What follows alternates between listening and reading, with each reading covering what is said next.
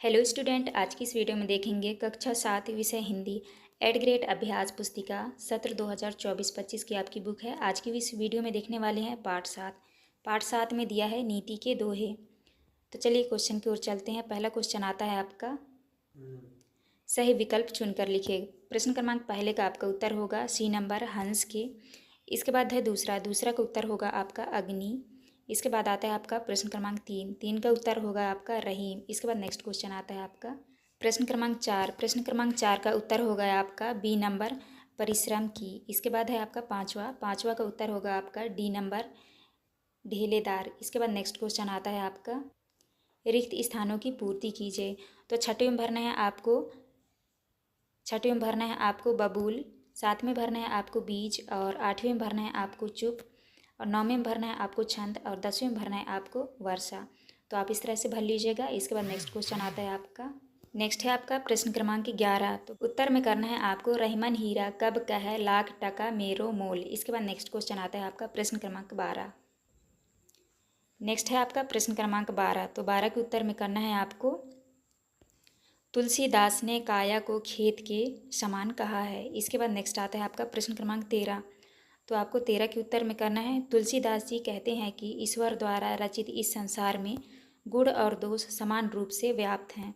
यहाँ के जड़ और चेतन जीव गुणों और दोषों दोनों से युक्त हैं, परंतु सज्जन लोग हंस की तरह जलरूपी बुराई को छोड़कर दूध गुड़ की ग्रहण करते हैं। इसके बाद आता है आपका प्रश्न क्रमांक 14।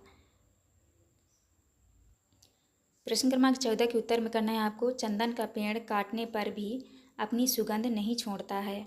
नेक्स्ट आता है आपका प्रश्न क्रमांक 15। प्रश्न क्रमांक 15 के उत्तर में करना है आपको कबीरदास ने बुराई करने वालों का स्वागत करने उन्हें अपने पास रखने के लिए कहा है। इसके बाद आता है आपका प्रश्न क्रमांक 16। तो आपको 16 के उत्तर में करना है, तो आपको उत्तर में लिखना है उपर्युक्त पंक्तियाँ वृंद के दोहे हैं, अर्थात मात्रिक छंद दोहा है। इसके बाद नेक्स्ट आता है आपका प्रश्न क्रमांक 17। तो आपको 17 का उत्तर करना है रहीम कहते हैं कि वृक्ष के मात्र एक स्थान जड़ को ही सींचने पर वह पूरा पेड़ फलता फूलता है। इसके बाद नेक्स्ट आता है आपका प्रश्न क्रमांक 18 में दिया है अपने क्षेत्र में प्रचलित मौसम और कृषि से संबंधित 3 कहावतें लिखिए। तो यहाँ पे आपको प्रश्न क्रमांक 18 का उत्तर देख के कर लेना है। इसके बाद नेक्स्ट क्वेश्चन आता है आपका दीर्घ उत्तरीय प्रश्न 19 में दिया है कबीर ने अपने दोहों में कौन कौन सी सीख दी है, पाठ के आधार पर लिखिए। तो आपको जो है प्रश्न क्रमांक 19 का उत्तर इस तरह से आपको कर लेना है। तो आप यहाँ से देख के कर लीजिएगा।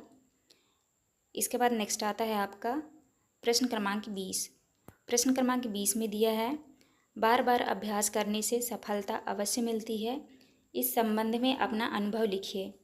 तो आपको प्रश्न क्रमांक 20 का उत्तर यहाँ से देख के आपको कर लेना है। तो आप कर लीजिएगा। ये था आपका लास्ट क्वेश्चन। यहाँ पे हमारी वीडियो कंप्लीट होती है। वीडियो अच्छी लगी तो प्लीज़ हमारे चैनल को लाइक एंड सब्सक्राइब करिएगा। मिलते हैं अब नेक्स्ट वीडियो।